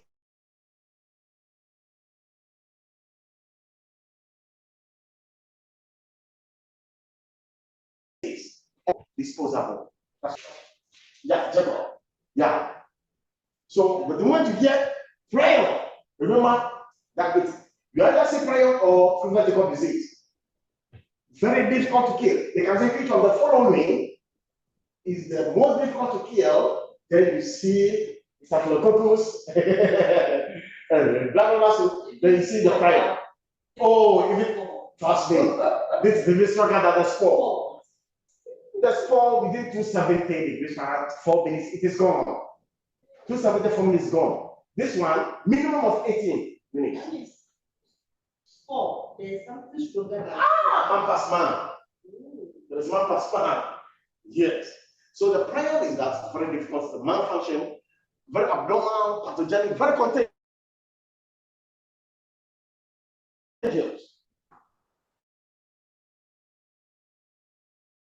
Yes, abnormal lead to brain damage of brain, and it can be hiding for up to within 10 years, not detected. The good thing is that it's not all that common. While the US estimate that in about 2 million people they have like one case, they still, because it's very dangerous, very, very dangerous indeed. Specific type of disease, prion disease, rare but requires proper processing, protocol, long incubation period, within a year to sometimes even 30 years, not shame. What's organ does it? The brain, then the brainstem, the drum, and then the eyes inside. Yeah.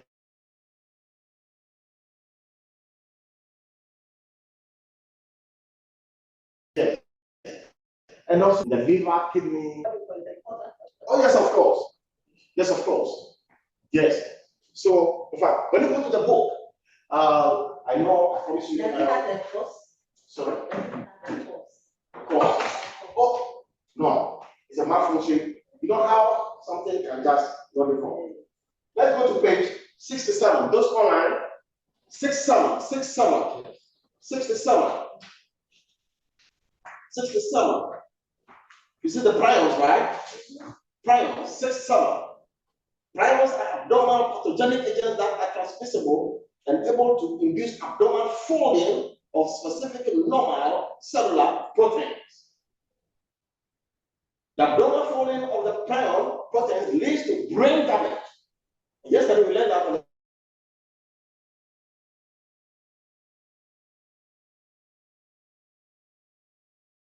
the brain is dead, and the characteristic signs and specific type of prion disease. It is rare that as technicians in the US receive instrumentation exposed to CJD. But when they do, they must know and apply proper processing.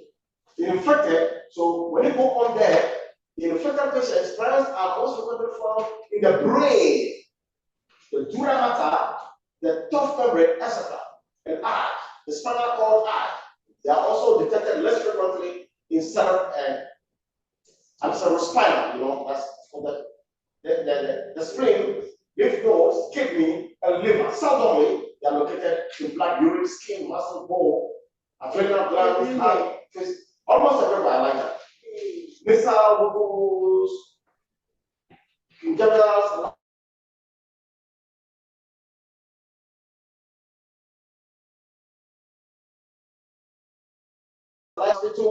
they all have everybody.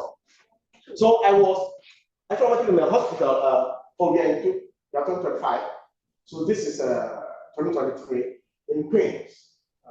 The assistant director of staff, I wasn't at that time, of course, I'm no more there.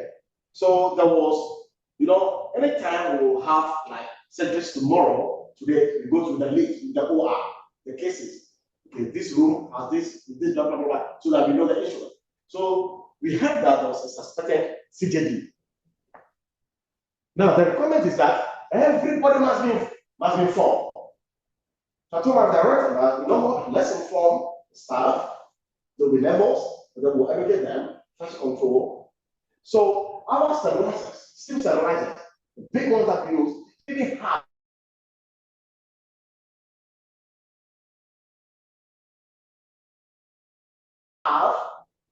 and 8 minutes, you may never beat in your child. So I had to create that cycle on the stabilizer. Then I call my staff and form them. that we are expecting this, then the protocol, how we should go about it, everything. Lo and behold, it turned out that the person, it was just suspected, they don't confirm. So I decided to just leave the cycle I set on the sterilizer to be there in case of future. So when that kind of thing happens, as a staff, the decision is not yours, it's for the management, and then they will educate you on how to do it. But please, this question also will come for everybody, almost everybody here and on, whether like the prayer of the CJD, programs to come and say, huh? So the questions. The question, oh, oh,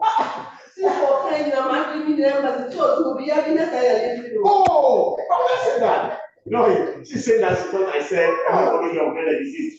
Oh, no, I don't mean that. Yeah, the question. And then the end of the score.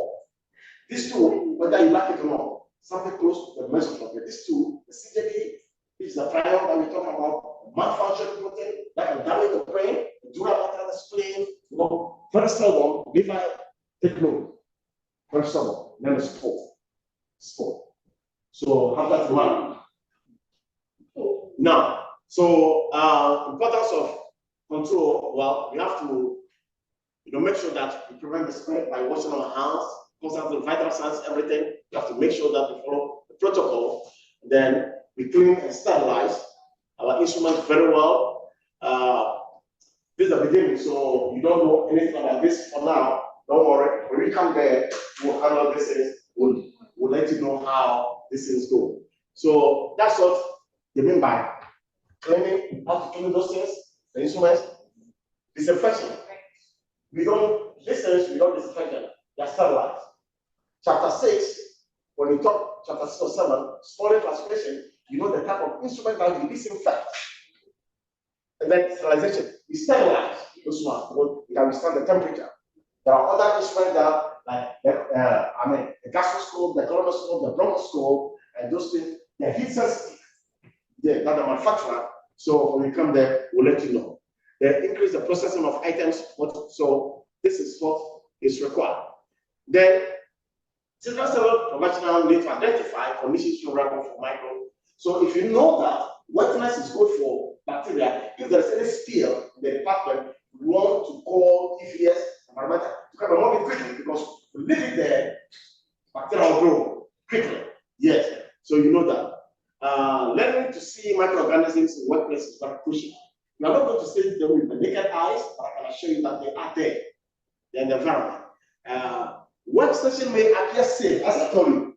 Workstation, when you sit down in this chair, and then you are working on this instrument, it's clean. But trust me, they are there. So the protocol you must do must be clean before and after. When you go to chapter 13, operation of packaging, will teach you all that, how to handle workstations. We have a lot to learn in this class. That is when we start the actual central sterile kind of thing. This is kind of biology, so don't worry. Yes, separately need to identify conditions favorable for microorganisms growth and that's repetition. That's like that, of course. So conclusion. So conclusion. So we started our class today by talking about microorganisms. We make a drive to the realms of the kingdom of the invisible enemy. This one, not humans, the microorganisms, so that can see. We noted that microorganisms also have the cells. They have the nucleus, the cytoplasm, and then we have the cell membrane. The cell membrane is porous, in the sense that there is passage in and out, so that they can survive. We learned about bacteria that they can be categorized based on their shape, color, temperature, humidity, and oxygen. With shape, we said there are three. Round like football, tennis ball, called the cocos. Then you have the raw, like French fries. Yeah, that's the French fries, okay? And then called the bacillus. Then we have the spiral, that's the elongated. Then we also said, in terms of color, we have gram staining and acid fast staining. In any case, they're using polarizer and a decolorizer. The one that holds onto the color is called the positive. The one that allows the color to go is called the negative. Do you understand that? Yes. Then when it comes to temperature, we said those that like cold, if you stay to about 68 area, they're called the cytophiles. Then those that kind of human body temperature, 78 to about 110, 130, called the mesophils. And they are the ones that attack us, right? And those that like the high temperature, about 122 to about 150 something, the thermophils. We talk about that. Then, based on oxygen need, we have those that are called aerobic and anaerobic. Then we have the humid, those that like wetness, those that like the dry. We said, and maybe to talk about, I talk about the prime, and I said, very prophetic, that this is coming for everybody. What a disease. The prime is when a bacteria senses danger, hostile attack, it develops a very, he was making a sign when I said putting, it develops a very thick wall around the nucleus so that it can survive. So that if the hostile, kind of attack goes, then it cannot be developed again into full bacteria to launch this attack. And I said that spore or the endospore will come for everybody, whether they like it or not. Then we also talk about, others like, virus, protozoa, etc. One thing we learn about bacteria is that it has a flagella, a tail that helps you to prepare. So its form, which is invariant to virus. Virus cannot move by itself; it must be carried. You understand that? Then from there, we also talk about the CJD or the Jacob-Criswell disease or the prime. We said the prime is a malfunction protein and attacks the brain. It can be hiding. The incubation period can even be up to 30 years. Not known. Very stubborn. And that, when that happens, well, not only the brain, the dura mater, the spinal area, and in the end, like liver, kidney, urine, bladder, almost everywhere. The good thing is that it's not all that, common, but very dangerous. When it happens, preferably disposable materials, surgical materials have to be used. You understand that? You also learned that only 5% of the bacteria are hostile to us. 95% are our good friends. Any questions? You have finished the class today? You have any questions? First class, this is summary. Just online, do you have any questions?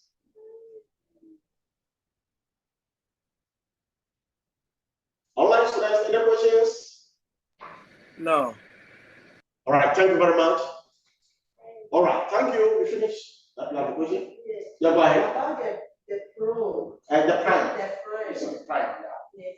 He said if you don't use disposable and you want to sterilize it, Use the reusable. how the numbers, the time of the sterilization, Or to write that one? Okay, minimum of 2,700 the tray. Minimum of 2,007 the tray for 18 minutes. For 18 minutes. Yeah. Fahrenheit. Yeah. And that's MENC recommendation. MEST, yeah. Based on MEST 79 recommendation. Yeah. So that's, and so with today's class, at least 2 questions are guaranteed on board exams. The prime and also the spores. Don't forget. It's the popular thing that the life. All right. With this, we are finished the class. I don't know if myself or also next week. In any case, we kind of, so either I see you or you come and then, we'll meet again. Yeah, throughout the whole course. Yeah. Thank you very much. Yeah, thank you.